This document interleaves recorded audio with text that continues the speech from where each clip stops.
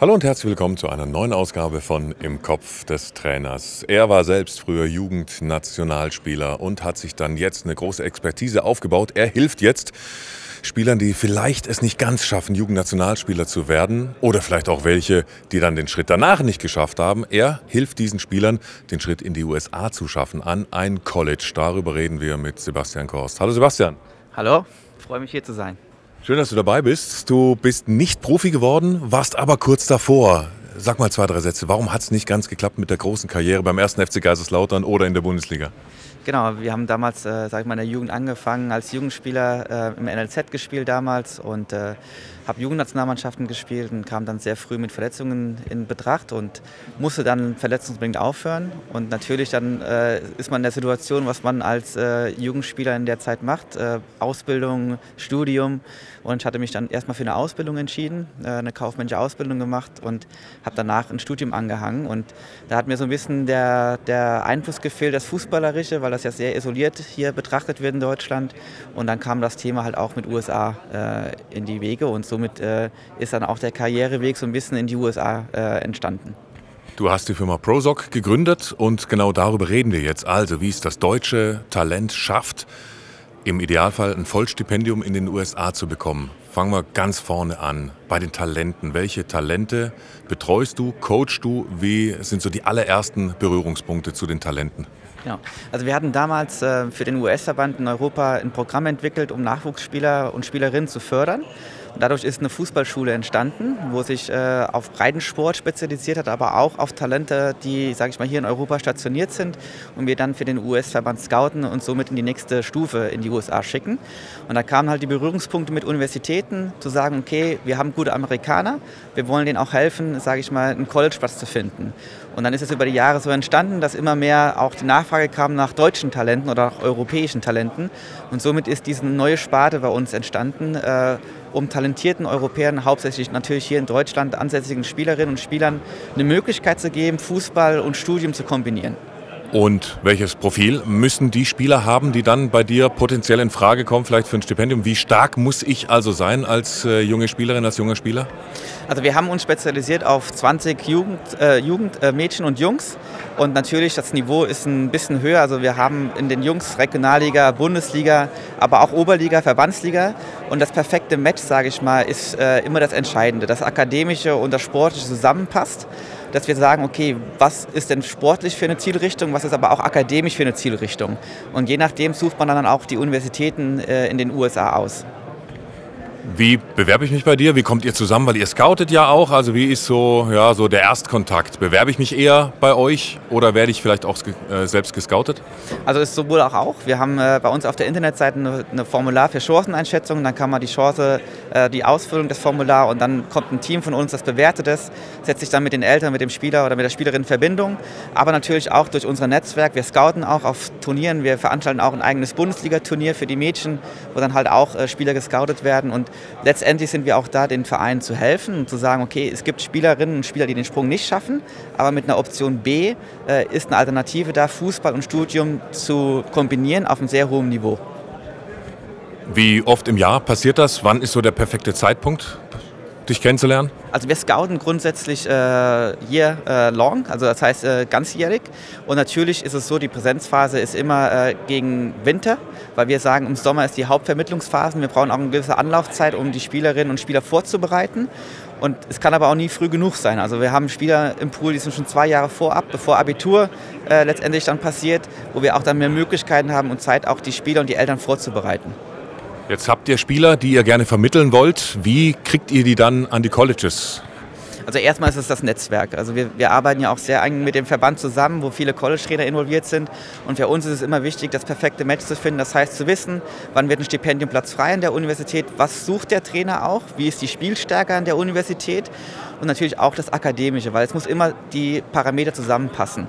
Und dann kriegt jeder Spieler im Durchschnitt so 4 bis 9 Angebote und dann entscheidet der Spieler oder die Spielerin letztendlich, wo sie hingehen möchte. Also wir als Agentur beraten, aber die Entscheidung trifft immer der Spieler oder die Spielerin.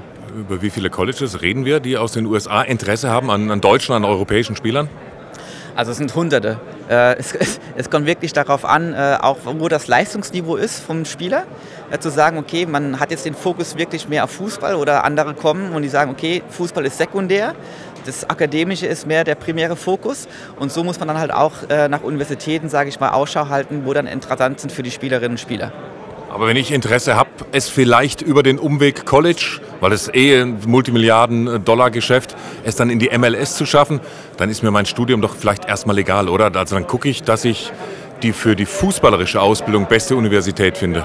Klar, wenn das ein Ansatz ist, also wir haben auch schon Spieler gehabt, die gedraftet wurden von der MLS oder auch bei den Damen, jetzt mit der Laura Freigang, die war vor 3 Jahren rübergegangen für 1 Jahr zu Penn State und dann jetzt wieder rüber nach Deutschland und ist jetzt auch aktuelle Nationalspielerin, also der Weg ist auch machbar. Und wenn ihr dann die Kontakte aufgebaut habt und die Colleges genau wissen, okay, jetzt hat der Sebastian Korst in Deutschland wieder ein paar Talente, wie kommt ihr genau zusammen? Also der Kontakt ist jährlich. Also wir sind ständig in Kontakt mit Universitäten. Das ist auch wichtig, dass da Vertrauen entwickelt wird. Ne? Das ist ja auch, wir wollen ja auch wieder ein Folgegeschäft machen mit den Universitäten, dass da sehr eine transparente Kommunikation stattfindet.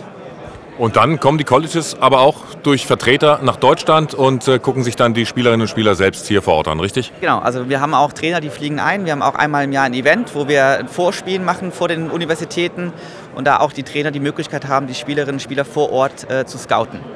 Sag mir ein bisschen was zu den Sprachkenntnissen, die deine Spielerinnen und Spieler schon haben müssen, wenn sie in die USA wollen. Sehr guter Punkt. Das ist immer so ein bisschen eine Hemmschwelle. Natürlich Englisch ist sehr, sehr wichtig, aber das erste Jahr ist so ein bisschen ein Anlaufjahr, auch in den USA, in den Universitäten. Da haben wir auch Erfahrungswerte, wo wir sagen, auch Spieler, die jetzt sprachlich nicht so gewandt sind, haben die Möglichkeit, das auch sehr schnell zu erlernen. Und man muss natürlich auch Sprachtests machen, um an gewissen Universitäten auch dann reinzukommen. Und da gibt es halt gewisse Punktzahlen, höhere und niedrige. Und da gibt es auch Universitäten, wo dann auch ein bisschen freundlicher sind, wenn man mit dem Englischen noch nicht so optimal im Wege ist, wie zum Beispiel anderen. Und mit welchen Kosten muss ich rechnen? Ich kann ja nicht davon ausgehen, dass jeder, den du vermittelst, dass der auch ein Vollstipendium kriegt, richtig? Genau. Also erstmal ist das Studieren in den USA sehr teuer. Und zu sagen, dass jeder ein Vollstipendium bekommt, das wäre nicht transparent. Also das sind die ganz, ganz wenigen und eher gesehen bei den Damen. Bei den Jungs wird es ein bisschen schwieriger. Und die Kosten pro Jungs kann man so sagen zwischen 8.000 und 12.000 $, wo man als Eigenleistung bringen muss. Ja, und bei den Mädchen ist es vielleicht ein bisschen weniger. Aber es kommt immer auf den individuellen Spieler drauf an. Wenn du sagst, ihr habt 20 Plätze eigentlich bei den Jungs und bei den Mädels, wie viele von den 20 schaffen es dann auch wirklich an ein College? Sind das wirklich alle? Es gehen alle rüber, also wir haben eine 100%ige Quote in der Vermittlung. Natürlich hast du auch mal Spielerinnen und Spieler, die jetzt dann auf Last Minute eine andere Entscheidung eintreffen, vielleicht hier den Weg weiterverfolgen, das Stipendium verfällt dann, aber die Angebote sind da und die Spieler, die gehen dann auch zu 90%, sage ich mal, oder 100% rüber, wenn das Angebot passt. Wenn ich es also in der Regionalliga oder in der U19-Bundesliga, die ja demnächst nicht mehr gibt, es aber nicht schaffe hier in Deutschland, dann gibt es doch bestimmt auch so diese eine Top-Uni, dieses eine Top-College in den USA, wo ich dann vielleicht wirklich doch größere Chancen habe, den Umweg dann zu nehmen und es dann in die MLS zum Beispiel zu schaffen. Also gibt es so die 1, 2, 3 Top-Unis für Jungs und Mädels in den USA, die du empfehlen würdest? Klar, also die Universitäten gibt es, wo im Fußballerischen sehr stark sind. Duke zum Beispiel bei den Jungs, ja, Penn State bei den Mädels, wo auch viele Nationalspielerinnen rauskommen aus den USA. Also der Weg einzuschlagen, fußballerisch da nochmal einen Anschluss zu finden, das ist auf jeden Fall auch machbar. Wie stehen aus Trainersicht die Chancen, es vielleicht auch mal als Coach an ein College zu schaffen? Hast du da Infos oder Kontakte vielleicht auch, weil viele Trainer den Podcast natürlich hören, die selbst vielleicht auch mal auf ein Abenteuer Lust hätten im Ausland irgendwo? Also die Nachfrage kommt immer mehr und wir haben auch schon den einen oder anderen Trainer geholfen, im College Fuß zu fassen. Das ist natürlich immer ein anderer Ansatz, wie jetzt zum Beispiel hier in der Junioren-Bundesliga zu trainieren oder im Erwachsenenbereich, weil die College-Saison ist ein bisschen anders, auch von der Saison her, aber eine sehr interessante Schiene und da haben wir auch Möglichkeiten, den Trainern zu helfen. Aber was wäre die größte Herausforderung jetzt für einen A-Lizenz-Trainer in Deutschland, es auch an ein College in die USA zu schaffen, als festangestellter Trainer dort zu arbeiten? Ich glaube, der Prozess generell, die Geduld zu haben, auch, dass dann auch eine interessante Stelle offen auf dem Markt ist und dann auch sich anzupassen, ne? Weil in den USA sind die Gegebenheiten ein bisschen anders am College zu trainieren, wie jetzt hier, im deutschen Verein, aber Möglichkeiten gibt es da auf jeden Fall. Die Spieler, die ihr dann quasi in die Obhut der Colleges gibt, ist damit euer Job erledigt oder coacht ihr die in irgendeiner Form auch noch weiter? Nee, also wir wollten natürlich klar mit den Spielerinnen und Spielern in Kontakt bleiben. Ne? Wir haben auch viele Spieler, die, sage ich mal, nach dem Studium bei uns oder während des Studiums Praktikas machen oder auch angefangen haben zu arbeiten bei uns. Wir sind ja eine Sportmanagement-Firma, das heißt ja nicht nur Fußballstipendien, sondern wir machen ja auch andere Sachen im Sport. Und da gibt es immer wieder Möglichkeiten auch für ehemalige Spieler von uns dann auch Fuß zu fassen. Also bei welchen Spielern, Spielerinnen haben deine Augen am meisten gefunkelt? Natürlich bei Laura Freigang, ne, ist natürlich klar eine Ausnahmespielerin, die bei uns mal im Kader gewesen ist und natürlich jetzt auch in den Medien Präsenz ist. Aber wir haben auch viele Spieler, die jetzt vielleicht nach dem Studium nicht mehr so den Sprung geschafft haben, aber trotzdem beruflich einen super Werdegang eingeschlagen haben. Ob die jetzt bei Microsoft arbeiten, bei Apple arbeiten. Also da gibt es wirklich sehr viele, sehr gute Beispiele, wo man sagt, das Studium hat wirklich auch in Karriere sehr viel gebracht demjenigen. Ja, du hast gesagt, 2 Jahre vor dem Abi kann man sich schon bei dir melden. Was ist dann im Umkehrschluss das höchste Alter? Also ab wann ist man zu alt, um sich dann bei dir vielleicht zu bewerben? Ich sag mal, das höchste Alter bei den Jungs, würde ich sagen, so 22. Da wird es immer ein bisschen schwieriger, auch die Spielerlaubnis zu bekommen von den Ligen. Ne? Aber je früher, desto besser. Und die Erfahrung war für uns immer gewesen, wir wollen ja auch nicht von den LNZs die Spieler abwerben, sondern es ist ja miteinander, sondern Spieler, die den Sprung nicht schaffen, zu einer Option B zu haben, zu sagen, okay, hier habt ihr eine Möglichkeit, Fußball und Studium zu kombinieren. Und bei den Mädchen ist es ein bisschen früher, also sagt man so bei 16, 17 fängt man an zu scouten und den Prozessen die Wege zu leiten. Und eine andere Richtlinie für Eltern oder für Spieler ist Abitur. Also 1 Jahr, 1,5 Jahre vor Abitur, da kann man schon die ersten Gespräche führen mit uns. Und dann sind wir auch sehr gut zeitlich aufgestellt, weil es ist der Prozess, das zu begleiten, ist schon sehr viel. Rein der Visumsprozess, dann das Video zu erstellen vom Spieler auch, die ganzen, sag ich mal, Papiere, die Sprachtests zu erledigen. Man will ja auch gute Ergebnisse abschneiden bei diesen Sprachtests. Und da muss man auch schon ein bisschen was opfern als Spieler, das richtig anzugehen, das Thema. Jetzt ist die Jugendausbildung in Deutschland ja gerade auch wieder im Umbruch. Hannes Wolf hat auch hier bei uns im Podcast natürlich darüber gesprochen, über die Trainingsphilosophie in Deutschland. Gibt es irgendwas, was du als USA-Experte sagen kannst, was die deutsche Ausbildung von der USA-Ausbildung lernen kann? Oder geht das nicht, weil die halt einfach grundlegend anders ist? Nein, ich denke, also wir haben ja damals schon angefangen mit Jürgen Klinsmann damals, ne, mit dem ganzen Athletischen. Und das ist auch so ein bisschen unsere Erfahrung, wenn jetzt Spieler ans College gehen, sage ich mal, der ganze athletische Bereich ist schon sehr extrem ausgeprägt vor Ort.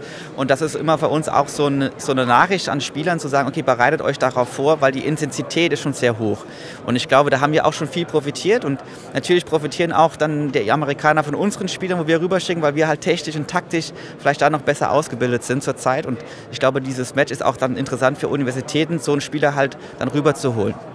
Dann sag uns zum Schluss, deine Website hast du schon erwähnt. Wie kann ich als 16, 17, 18-Jähriger in Kontakt mit dir treten und mich vielleicht bewerben, wenn ich nicht gescoutet werde? Ja, ist prosoc-showcase.com und da einfach draufklicken, die Chancenausfüllung ausfüllen und dann wird sich ein Mitarbeiter mit euch in Verbindung setzen und einfach mal anhören. Das Thema ist super interessant und man kann im Endeffekt ja nur gewinnen davon. Du stehst ja selbst auch auf dem Platz als Trainer dann an diesen Wochenenden, bei denen wir auch schon gemeinsam gearbeitet haben und US-amerikanische Kids ausgebildet haben. Ja. Wie ist es für dich als Trainer auf dem Platz zu stehen? Ja, immer wieder meine Erholung von dem Alltag, weil es ja doch schon sehr viele Einflüsse sind und wenn man auf dem Platz steht, dann kann man sich mal das konzentrieren, was am meisten Spaß macht und das ist wirklich alle auf dem Platz zu stehen und den Jugendlichen zu helfen, ne, und Möglichkeiten zu geben. So sehen wir uns auch als Agentur. Wir sehen uns mehr so die Optionen, sage ich mal, zu erarbeiten für junge Talente, andere Perspektiven, andere Möglichkeiten zu haben, sich weiterzuentwickeln.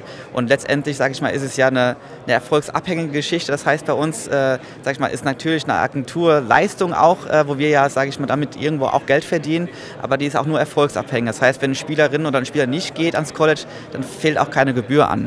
Und ich glaube, unser Ziel ist es auch als Trainer, sage ich mal, die Spieler so vorzubereiten, dass der maxtmögliche Erfolg letztendlich dann auch eintritt. Dann vielen Dank, dass wir dir in den Kopf des Trainers und des eigentlich Talentscouts schauen durften. Danke für das Interview, Sebastian Korst. Danke dir. Danke, ciao. Ciao.